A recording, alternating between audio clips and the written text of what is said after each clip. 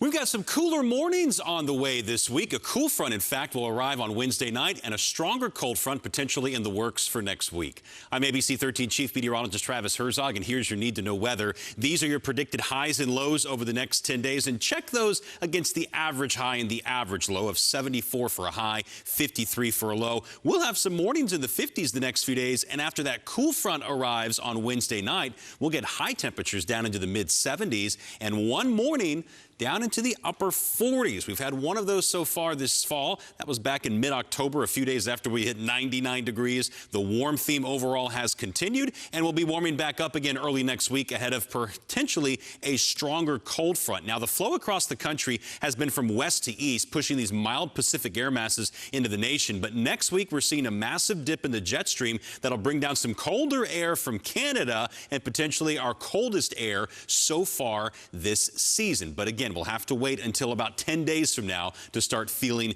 that, assuming that it verifies. Now, overnight, we're looking at lows inland in the 50s. We've had a dry northerly wind throughout the day, and that continues to blow in some drier air. It'll still be a warm afternoon with high temperatures in the low 80s, but altogether, it's going to be pretty spectacular with an abundance of sunshine, not a cloud on future track with the wind out of the east and northeast. Once we get to Wednesday, some remnant moisture from Raphael will get very close to the Texas-Louisiana border, but most of the moisture stays in Louisiana, and when our front arrives on Wednesday night, it doesn't have much moisture to work with, so it passes through mostly on the dry side. So we are expecting things are really going to start drying out, and then on Thursday, we will start off with sunshine and cooler temperatures in the 50s with a fairly decent north breeze. Then when the wind settles down Friday morning, we're cooling off into the 40s north of Interstate 10, so it'll be a pretty chilly start to the day, and really it's jacket-worthy weather in the mornings the next several days. You just don't need it in the afternoon. In fact, by noontime on Tuesday, we're already in the upper 70s. So enjoy those cooler mornings and eventually the cooler afternoons Thursday, Friday, Saturday.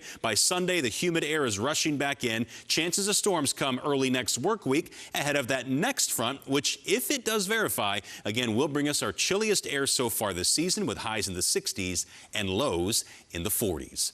I do hope you enjoy your Tuesday ahead, and we'll keep watching the weather for you.